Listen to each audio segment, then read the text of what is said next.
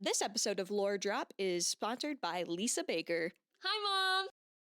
And stuff, but we were all just bowling, having a good time, and stuff. And I was telling the people there about the craziness of my job and like leaving it and whatnot.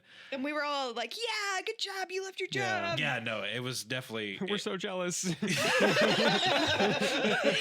Yes. Kind of. Yeah. And stuff. By that point in the day, it had started to dawn on me, oh, I don't have a job. so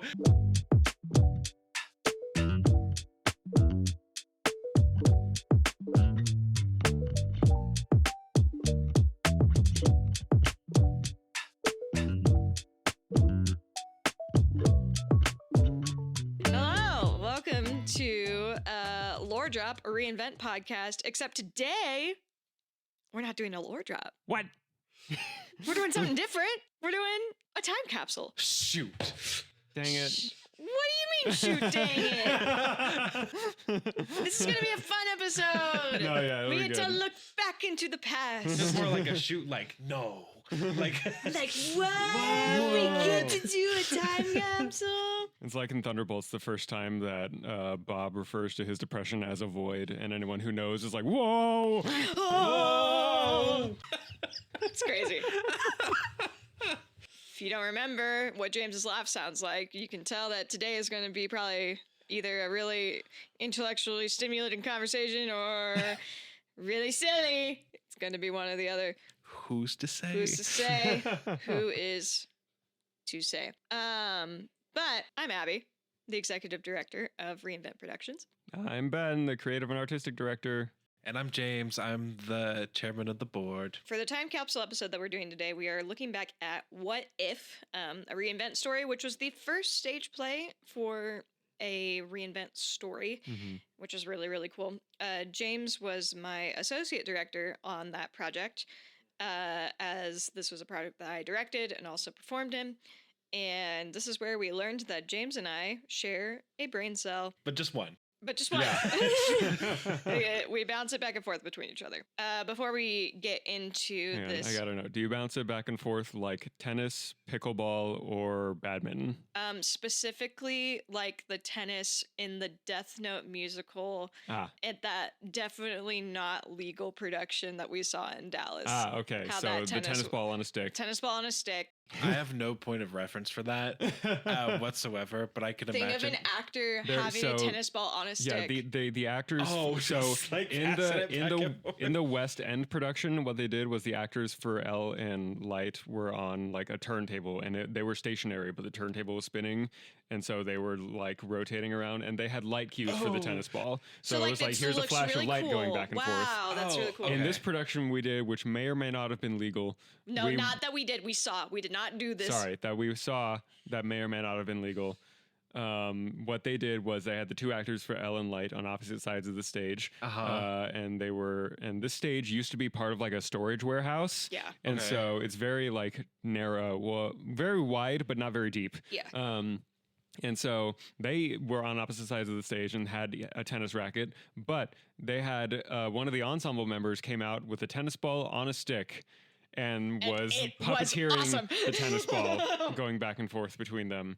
And at one point, she was going so fast, trying to keep up with it, and she didn't need to be going this fast, but she That's was going so fascinating. fast that her wig fell off, and so all of a sudden the audience is all laughing. She's breaking character. Light and Elle are staying in character because this is a very intense song, so good on them. But at some point, the actor for Ryuk came out, and this was the understudy too, and he came out and grabbed her wig when she was trying to put it back on and put it on himself, and then was trying to make her break character even more.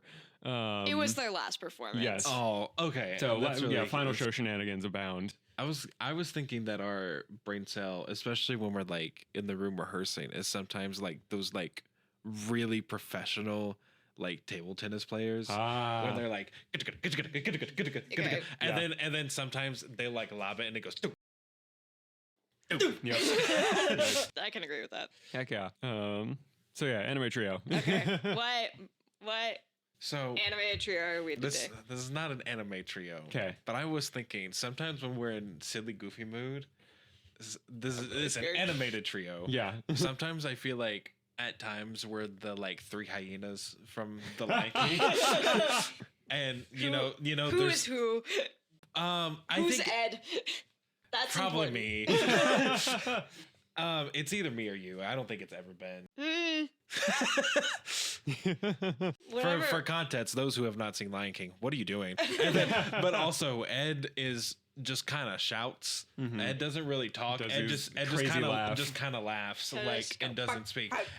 But in like true animation fashion, they're like, "What do you think?" And then he'll like, and they're like, "My thoughts exactly." Yeah. You see, the thing is, I do think that I am Ed sometimes, specifically at rehearsals where I have no responsibility. That is true. That is very true. When he's just doodling. Yeah. Or on his little laptop. When I'm just there for fun or social time, I am a goblin. That is true. I can be down with this. And I'll be honest, I don't know the names of the other two hyenas. It's Bonsai, Shenzi, and Ed. Okay. So, yeah. I know that because I once did a theater class with Mindy Moritz where we did selections from The Lion King. It was a children's musical theater class. Nice. So we did Lion King songs. They're very funny. And one of them was Chow Down, which is such an awesome song. They're very funny when they do like I saw them one time in Dallas and they made a very specific Dallas joke. Like the three of them did. So I like to think wherever they go, they just make specific city references. They made a joke about an antelope tasting like Texas barbecue. Is what the joke was. That's crazy. I had a similar experience, not with Lion King, but this was specifically when we were still in Kansas City, and a production of Godspell was done at the Starlight Theater, and that's another one where they make like jokes based off of where they are. One of the actors, so in Leavenworth, Kansas, there are just bats downtown. And they like in the summer they're just out and loud at night, and so one of the actors made a joke about the bats in Leavenworth, and I popped big time. Which is crazy because like it was a show in Kansas City. Yeah, but it was on the Kansas side. But it so, was like, such it was a such a very specific joke. Yeah. Yeah. That is fascinating. Anyways, animals aside. I also have to okay, if we're gonna talk about Broadway location things, I want to have this little rant. There is a point in Book of Mormon in the song I Believe where Elder Price says, I believe that Jesus Christ came to Jackson County, Missouri. And let me tell you, I've seen that show 3 times in Kansas City whenever my friend Eric was touring, and the way that Kansas City audiences pop when they hear Missouri, I'm like, I think that some people think that they changed the name for where they're at. Like every county they change that, or like for every place they just change wherever that. Yeah, no. It's like, no, that is always the line. Like that is part of their holy text, or like part of their not lore, whatever it is. If it's in the Broadway cast recording, that's what it's it is. The line. It is the line in the script. The line in the show is Jackson County, Missouri. That's my soapbox for the day. Kansas City, chill out. You're losing the Chiefs soon. You get to you don't got much to. Oh yeah, no, that's the big drama in Kansas City right now. Button. The Chiefs are leaving Casey Mo. They're going to the Kansas side in 5 years. Yeah, in 5 years. But yeah, exactly. But you know what, Jackson County. But the thing is that they're all pissed because this got announced at the same time that the Chiefs finally had a bad season. That too. It would have been one thing if they were like moving like a couple years ago, or if they announced it a couple years ago. Oof. Regardless, the only thing that was on the news whenever Ben and I were up in Leavenworth and in Kansas City for Christmas this year was different variations. How are they going to pay for the new stadium? Where's it going to be? War in the Republic. Like, over and over and over again. War in the Republic. Are both sides going to fight each other? That'd be crazy. The Chiefs are the separatists. That's crazy. The Royals of the Republic.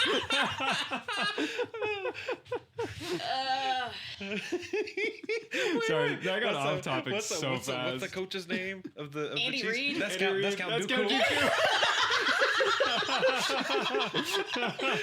Somebody make fan art for his podcast right now. Oh my gosh. You better keep all of this in. So welcome to Lord Drop, where you come for all of your Kansas City news. Okay, back to a time capsule. Back to What If. All right. So What If, a reinvent story. Ben, you want to give us the What If was, like Abby said, the first stage play in Reinvent. It takes place in the year 2031 in Universe 17. And the synopsis is that teenage vigilante named Percy learns how to use her new powers of time manipulation in this exciting and action-packed story of heroism and perseverance set in Dustria City. Like we said before, What If is a stage play, and it falls under the superhero action and sci-fi genres. And some major characters who it features are Percy Variel, Glitch, Andrew Blood, and Daphne Variel. Blood? Yeah. We talked about him a couple episodes ago. Yeah. How he's kind of a bad guy.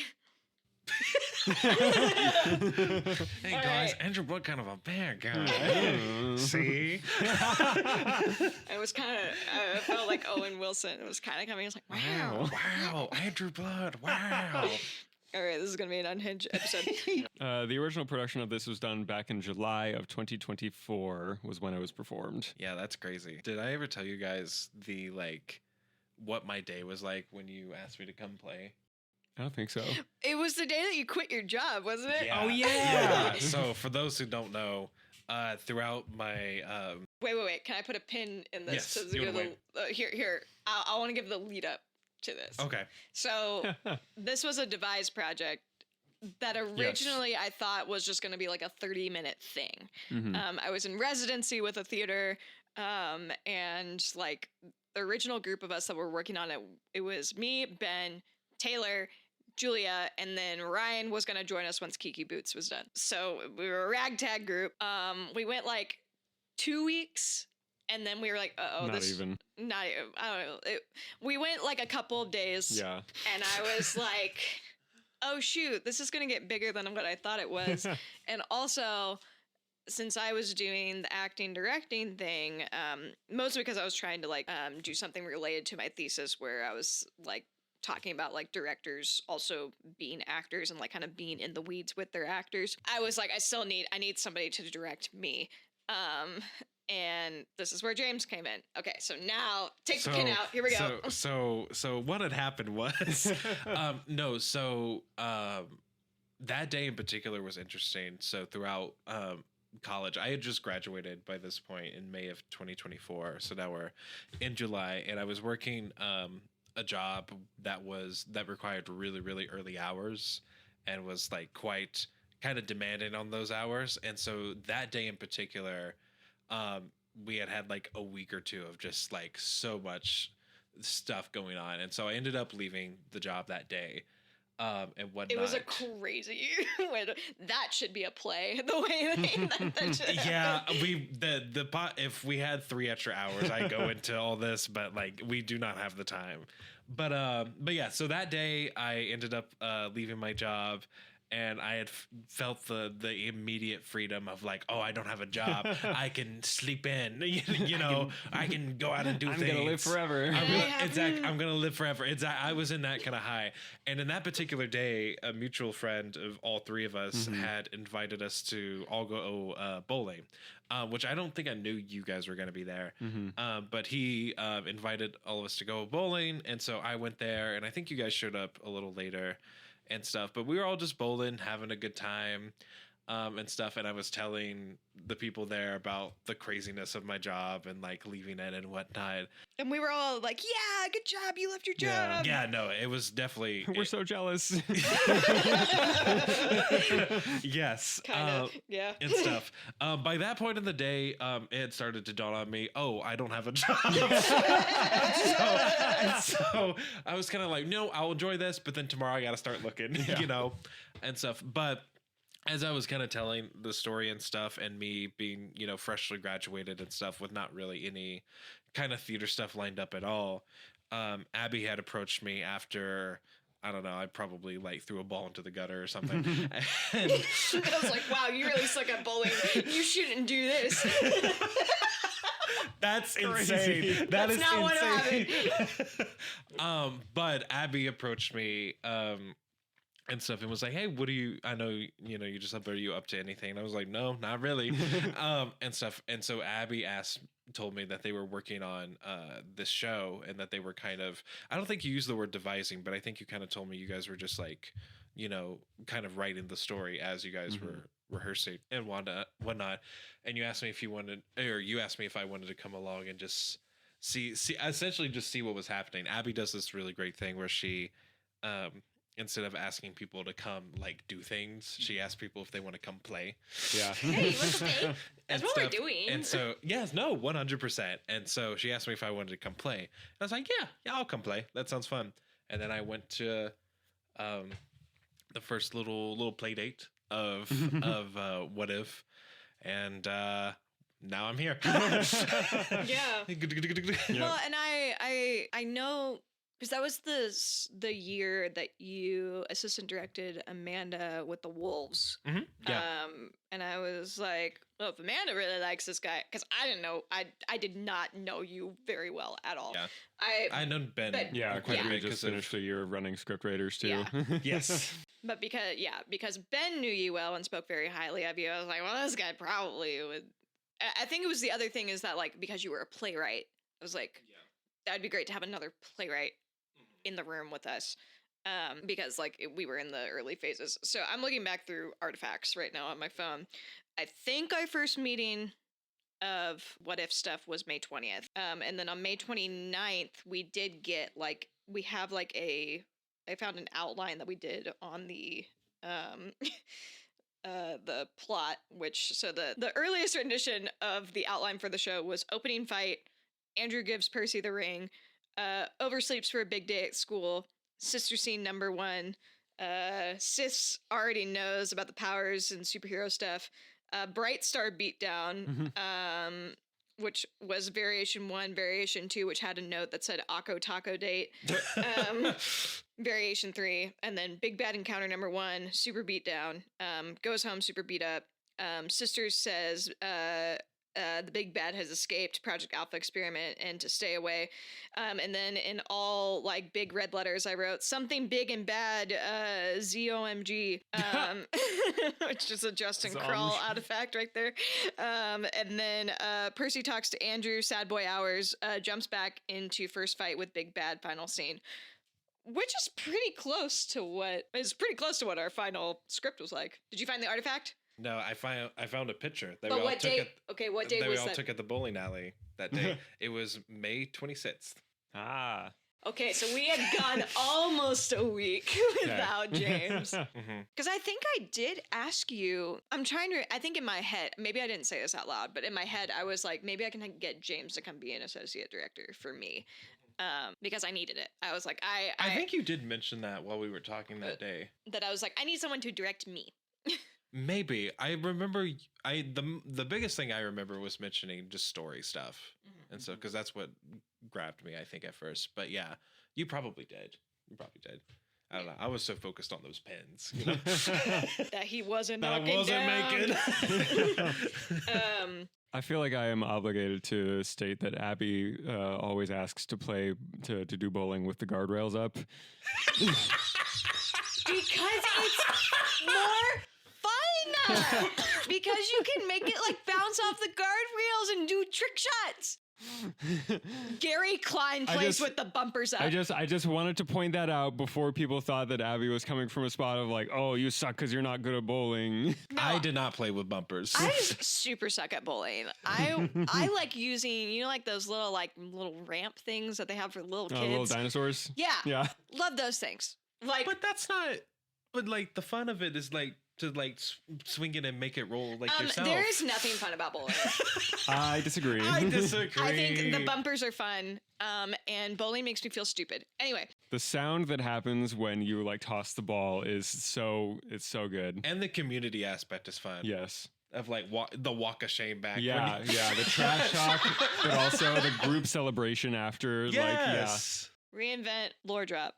A bowling podcast. Yes. Anyway, but yeah, no. So like, I'm looking back through my phone right now. That we were playing with different. So like, night 1 literally was. I think that we did call this a lore drop day because Ben and I were talking about different things within Reinvent. Because I did ask you, I was like, hey, can we try and make this a Reinvent story? Because we hadn't played with it on stage yet. So Ben and I spent a while talking. We talked about Destria City. We talked about Pirates Bay, which is like off of Destry City. And we talked about Project Alpha, and we also talked about Rondor, the Lady Legacy. And then we talked about the different levels of comics, like comic heroes, like city, global, and cosmic heroes. And then we were also looking at different like comics that we found, like things that we found interesting about comic book stories, and like we're listing it out. And like we were playing, and at some point I think I broached the topic as like, hey, what if Andrew was in the show? Because I had been fascinated with Andrew Blood as a character, had interacted with the character as a player at the D&D table, and I was like, oh, this would be so much fun to be able to play with.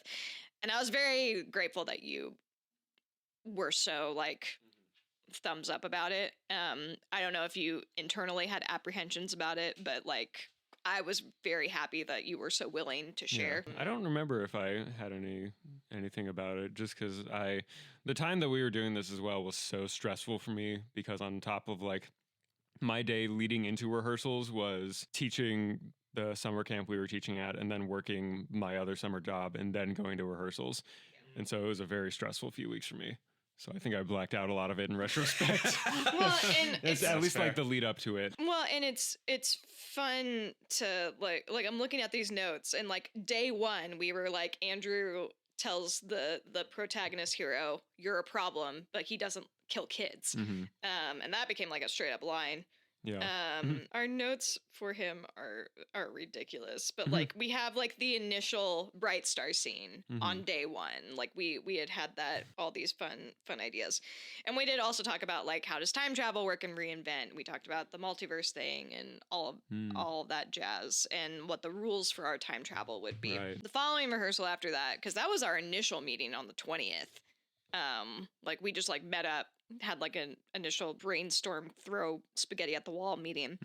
And I had like our tasks for the next night were like doing a warm-up game. We played the knife game, and then we worked the opening fight and just like kind of figured out what kind of superpowers we could put on stage. And we found out that telekinesis, really easy thing to put on stage. Yeah, best thing to put on stage. Especially when you have no money. Oh, and this is when JD first came to rehearsal. That was really fun. JD was like at almost every single rehearsal. And even though he wasn't in the show, was probably one of the most dedicated members of that project. Yeah. Shout out to JD. We love you, dude. But yeah, we really got like looking through this. It is crazy to me how fast we wrote this story. Oh yeah. Yeah. And the thing is if you look at the script that we use, you can tell how fast we wrote it, because there's a lot of grammatical and errors, things, and like honestly things that like looking back on it now, as I'm currently working on the second edition of this script, that I'm like, okay, let's fix this plot thing. But developing it, we went through it pretty quick.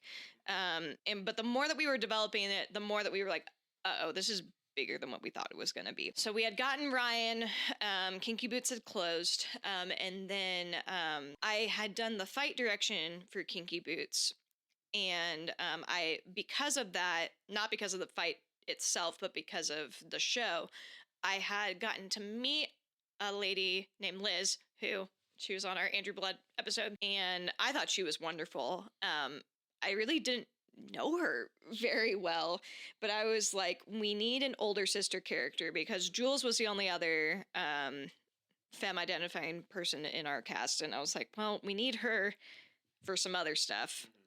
We can't, like, we were some roles, we had several roles that were double cast in the show, but we needed Jules to be Bright Star, and we couldn't have her be the sister as well. So on a whim, I sent Liz a Facebook message and was like, hey girl, would you be interested in playing my sister in a devised piece that we're doing at LCT that's superheroes? Question mark.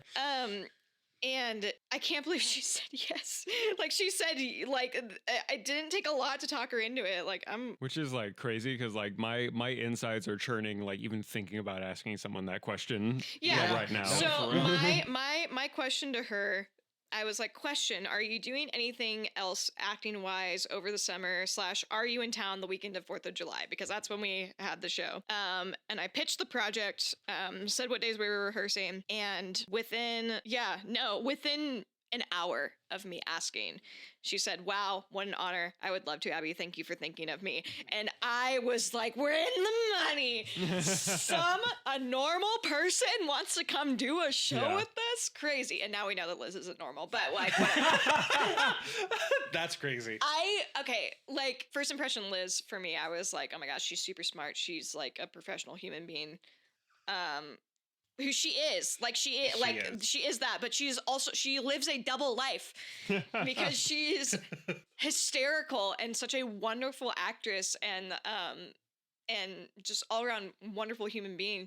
But bless her heart, this was the first time that she had ever done a play, had done stage combat, or was doing anything that involved D&D whatsoever. Like, had never played D&D, was not a nerd person. But her willingness to just say yes was honestly one of the greatest gifts I got from this show. Yeah, and when you say like first time she'd done a play, it's the first time that she'd done a musical play. Yes, she had performed in different things I had seen in Lubbock. She had been in Newsies, and because I had Kinky Boots as a musical, that's what I had first like indirectly worked with her, and I thought she was a lovely person and. Was like, I don't know.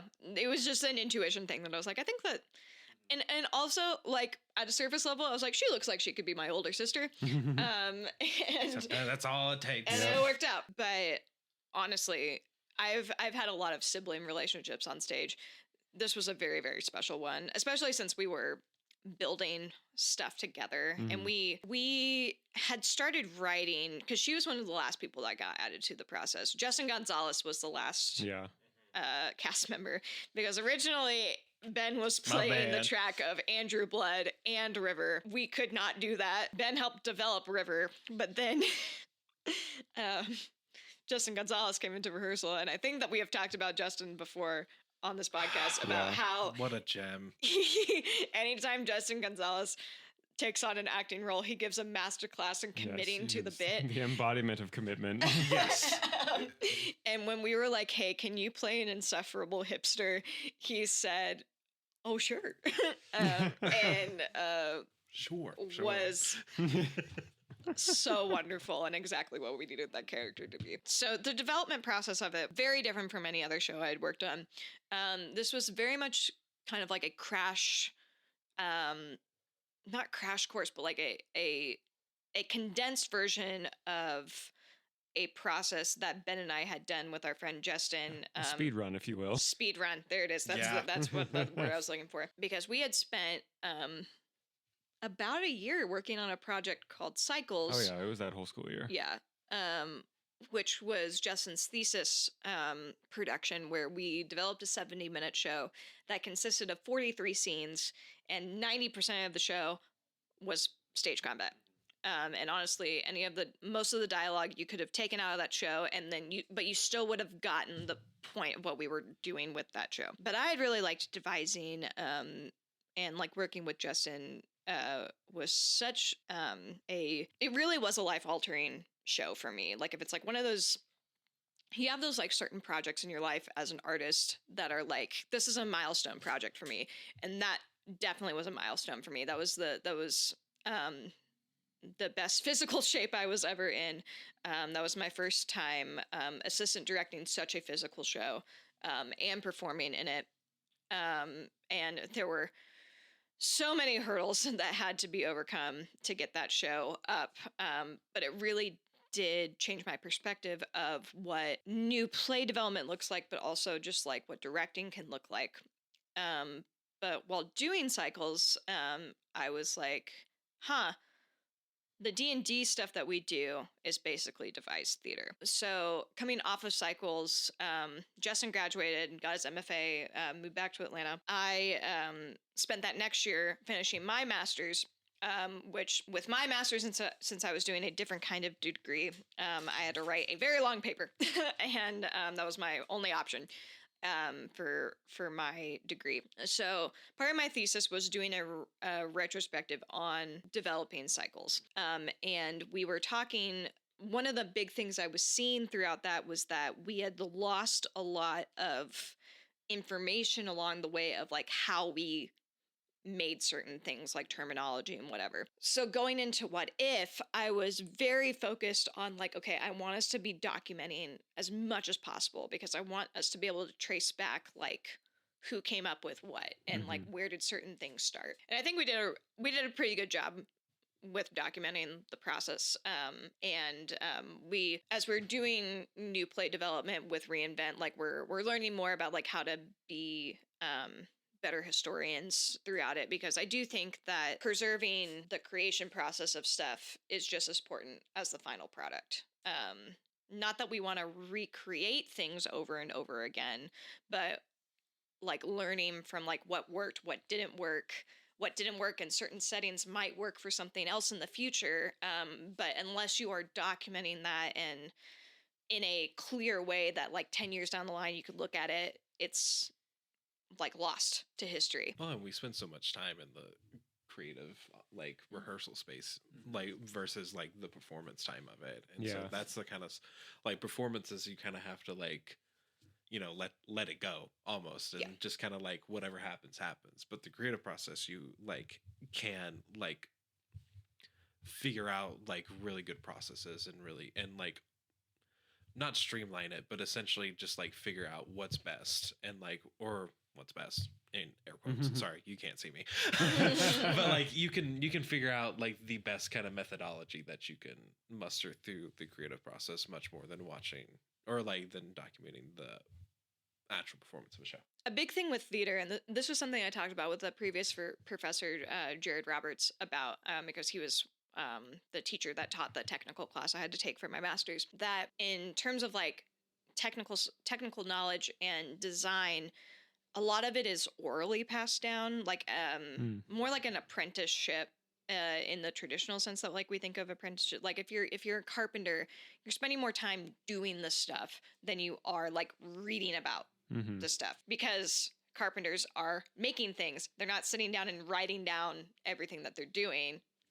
They're making the stuff, and like more often than not, people care about the stuff they make rather than how they made it. But then if you aren't writing down that process, it will get lost. Or if you aren't passing it down to someone. And thankfully we have so many artists around that like are still doing stuff. And like, even there might be times where we're like, oh, all hope is lost. The arts are like being attacked and whatever. We're always going to be making stuff. And that is not a worry in my mind. But doing my master's program really, and this was something that really got enforced into me by taking classes with Dr. Chansky, was how important it is to the history behind how we make things. It's not just about being a practitioner, and like where does theater history line up with being a practitioner. And I think for me, it's something that I still wrestle with, but like for right now, as someone who is a practitioner, but also does view themselves as a historian of their work, it is important to have them on an equal plane or an equal level with each other in order to make the best work possible. All of this to say, this is important background, because when I was in residency with the theater that I was at, they gave me the opportunity to do a show, which is how we got the spot for What If. What I wanted to do was get a group of people together to try and do a similar type of devising process that we had to Cycles, to kind of test out some theories that Justin had with his thesis, along with ideas that I had about devising, and bringing my own ideas as like a D&D player and a playwright and a director to make a new work. And it really did just get not out of hand, because it just got bigger than what I thought it would ever be. Because the original, I remember the first day that my pitch was, let's make it like, it's like a 30-minute episode of like a TV show. Like that was the pitch. And I was like, it'll be fun. Maybe we can do like a talkback afterwards, whatever. And then it grew into a 2-act play. And like, I remember the day where we realized that we needed to add an intermission, mostly for me, because of how many fights I was doing. I was like, I am going to be gassed if I don't have a break in between. And it was just cool to see what we were able to make, not only in such a short amount of time, but then also with people who we had a wide range of people with various theater backgrounds. Like we had graduate students, we had undergraduate, like recent grads, we had people that did not study theater formally, but were like community enthusiasts. We had basic. I know that Jules isn't a pre-med student right now, but basically a pre-med student, future doctor, in a show with us, and just the collection of people that we had to build this show was what we thought a lightning in a bottle experience, because it was so successful. For a 4th of July weekend show as well. It is a tragedy that the show was only done twice. There were so many people that came up to me afterwards saying things along the lines of, I've never seen something like this before, and I want more. What happens to Percy? What happens to these characters? Are you going to do more? And I was like, maybe. I don't know. If people want to keep doing it, sure. And it's really humbling to see not only the fact that everyone who worked on What If stuck around for the next project, which was Lady Legacy, and we'll do a time capsule about that one in the future. Not only everyone stuck around, some people switched roles, but continue to work with us. We added more people, and then all of those people from Lady Legacy have stuck around into what we're doing now. And above all else, at the end of the day, for me as an artist, what I hope people remember about the work that I lead is that I want the people to look back on that show and be like, oh, I grew as a person and I'm a better person because of it. And seeing people that like I had recently met, but then like ended up, I'm a big people person. Like I love people very easily. The amount of growth that I saw from friends new and old from the beginning of that 6 weeks to the end of the 6 weeks was just such a wonderful gift as an artist. And it was one of those things where I was like, if this is the one time that this happens, great.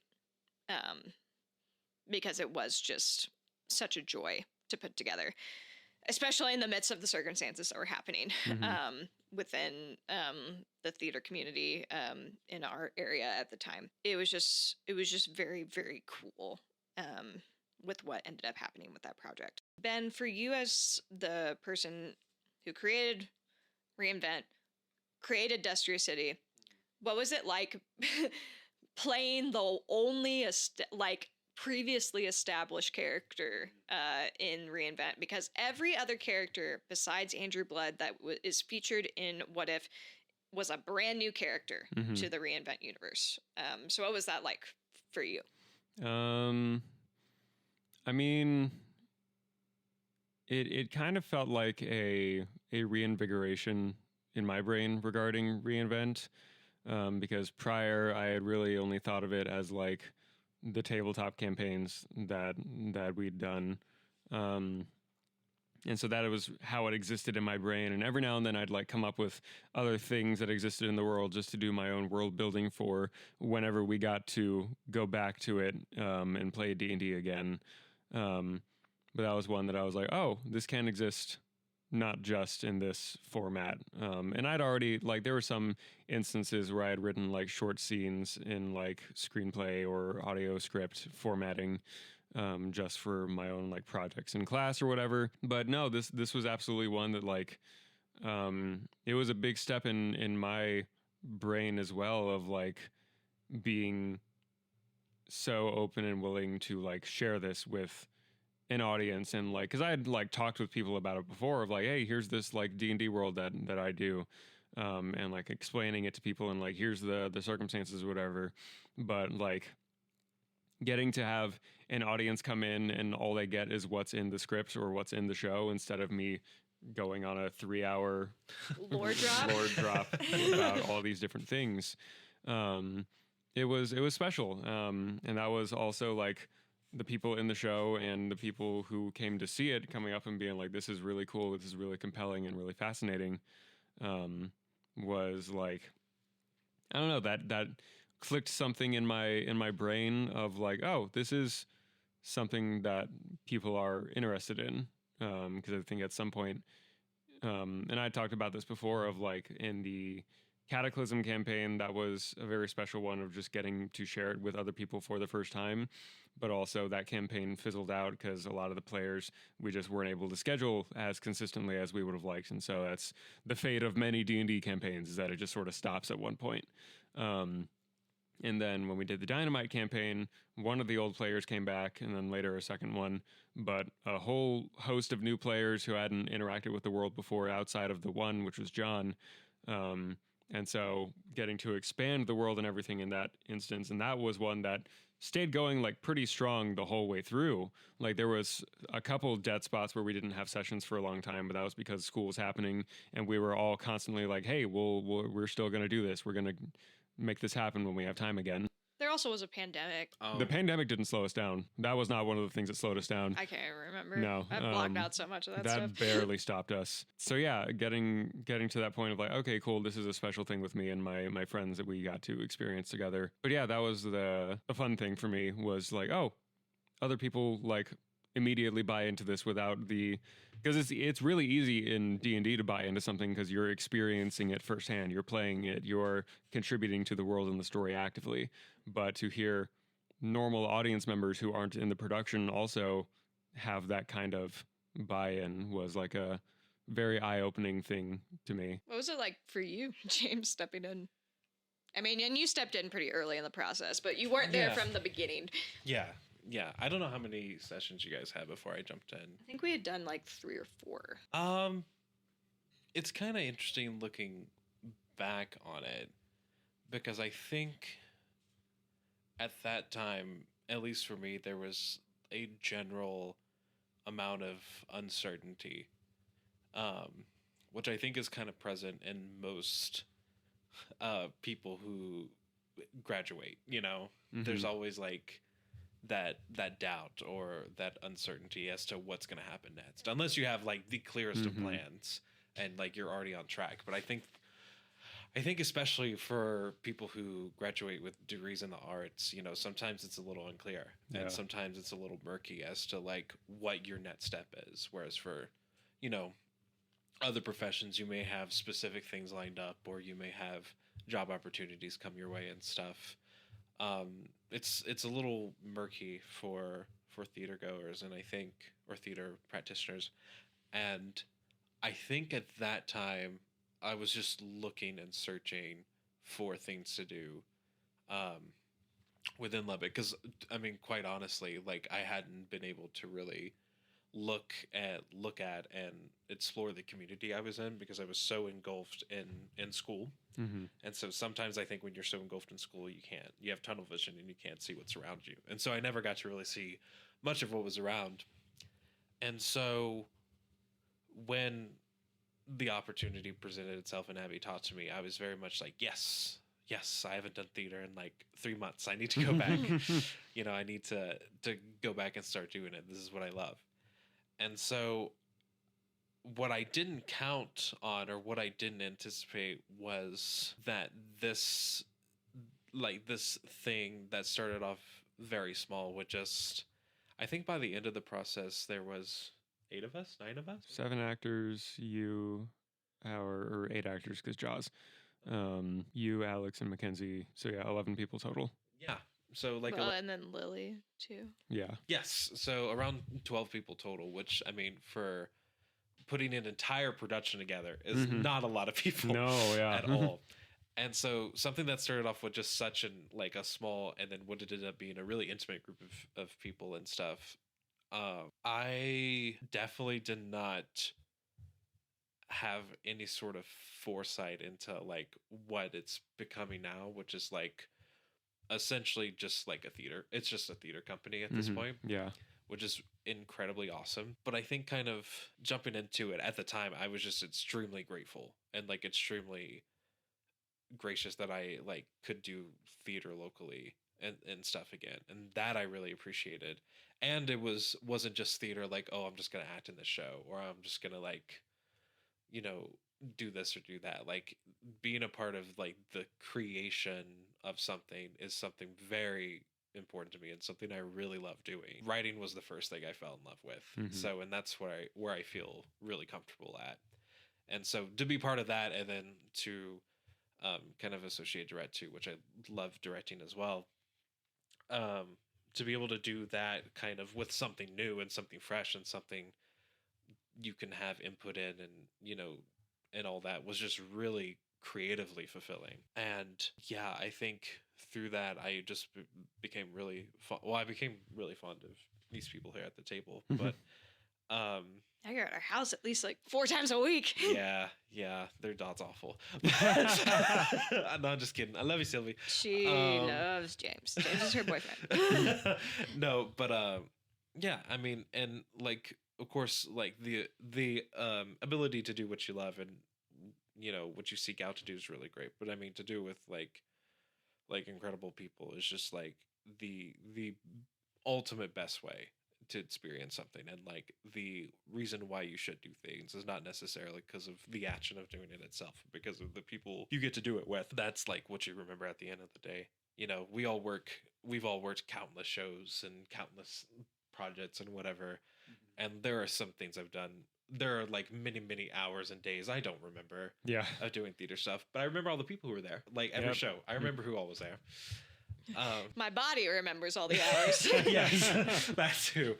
But yeah, I think jumping into this initially, I was gracious, and then growing into this even more, I feel like even more gracious. But just kind of blessed, and yeah. The fun thing about this show, you can tell which shows, like animes, Ben and I were watching when we write things based off of what shows we were doing. Wait, you can tell what animes we were watching based off the shows we wrote at the time. Okay, yeah.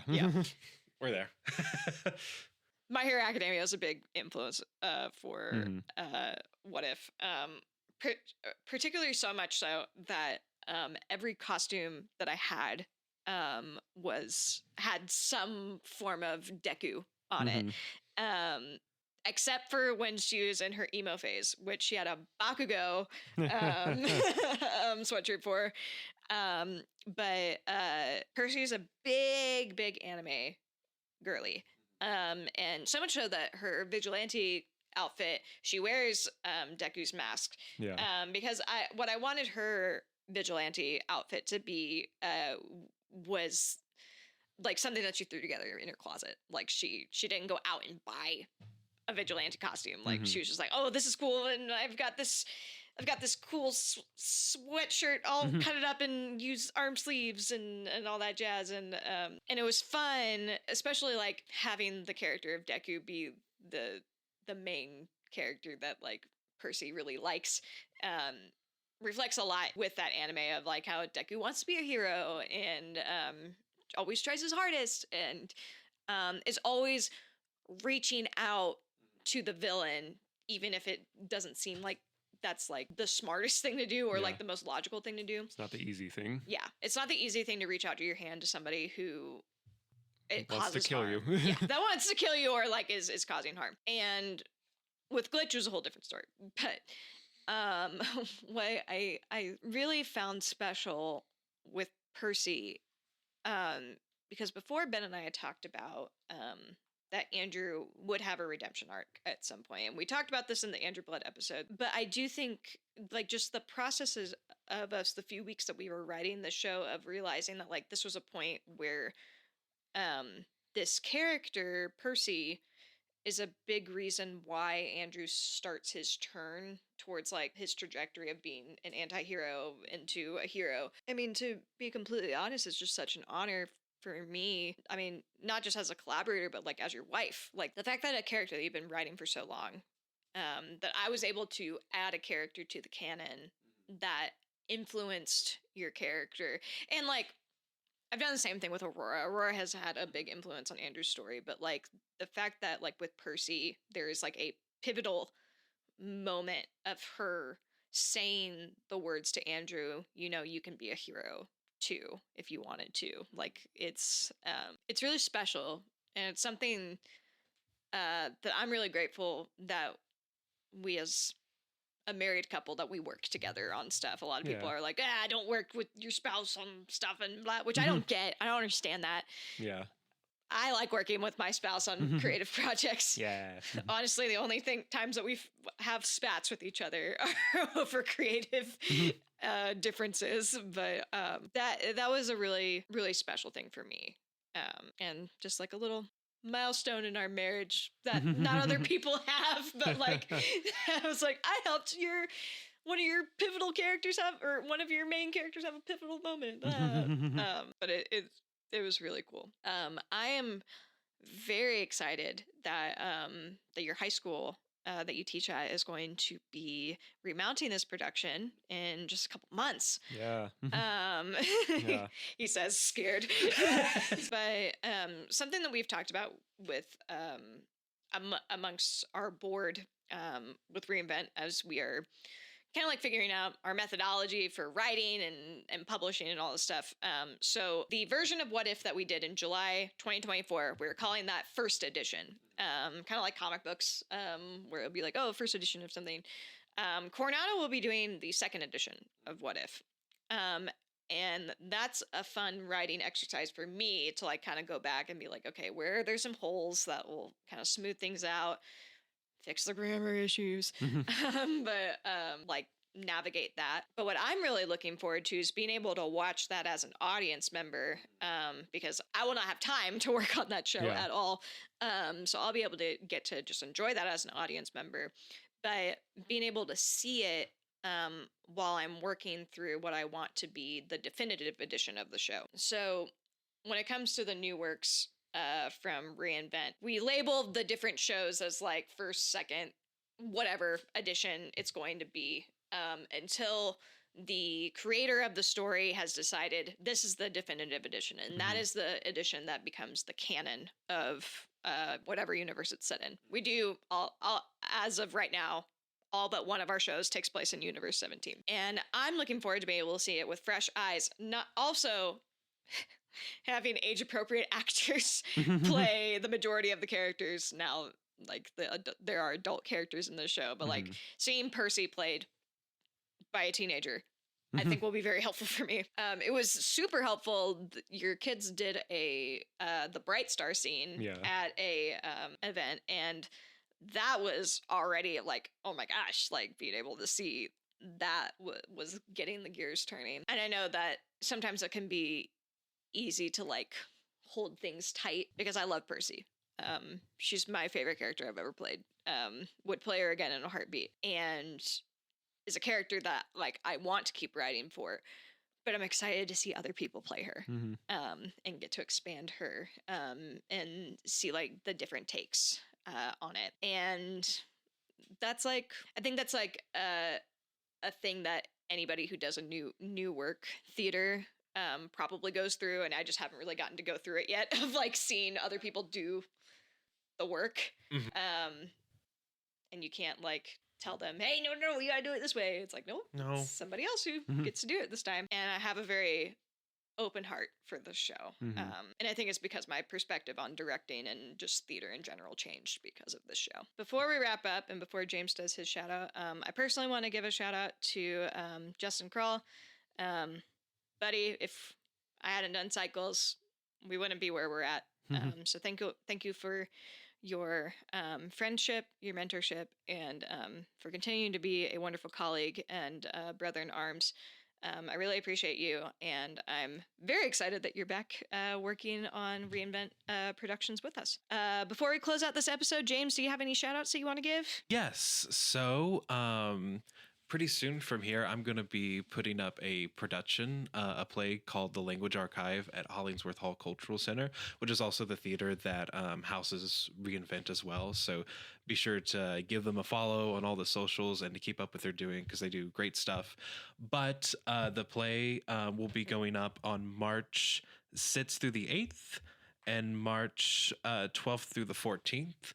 And so I would love to see you guys out there. This is a play on its own. It is not directly connected to reInvent, but we do have a lot of reInvent adjacent people and people who are involved with reInvent working on this production. And we'd love to see you guys out there. We will have the link to purchase tickets in our show notes. So please come out, support local Lubbock theater. We would love to see you there. That is a wrap on our time capsule for What If, our very first reInvent stage production.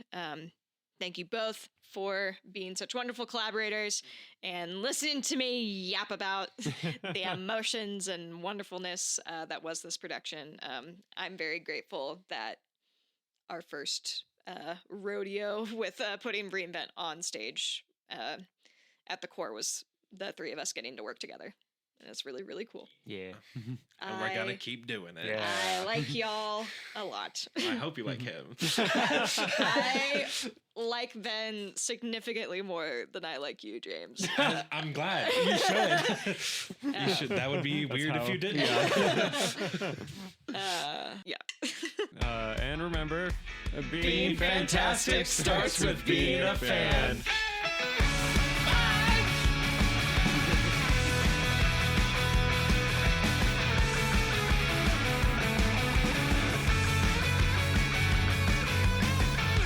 reInvent Productions is proudly sponsored by 5 Points Corporation Lubbock and Savannah Rashida Photography, as well as our other wonderful community patrons. Our home base in Lubbock is Hollingsworth Hall Cultural Center at 4228 Boston Avenue. For more information on how to support our 501c3 organization, you can check out our website at www.reinvent-productions.com. To directly support our upcoming audio drama, you can become a Lore Drop sponsor. For just $10, you can sponsor an episode of this podcast.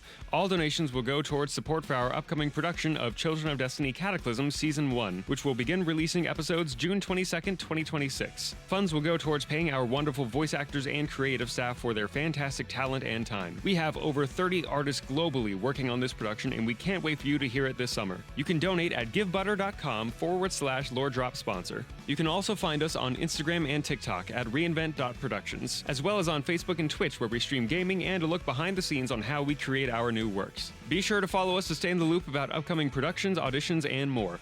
Thank you so much for listening, and we'll catch you in the next episode of Lore Drop.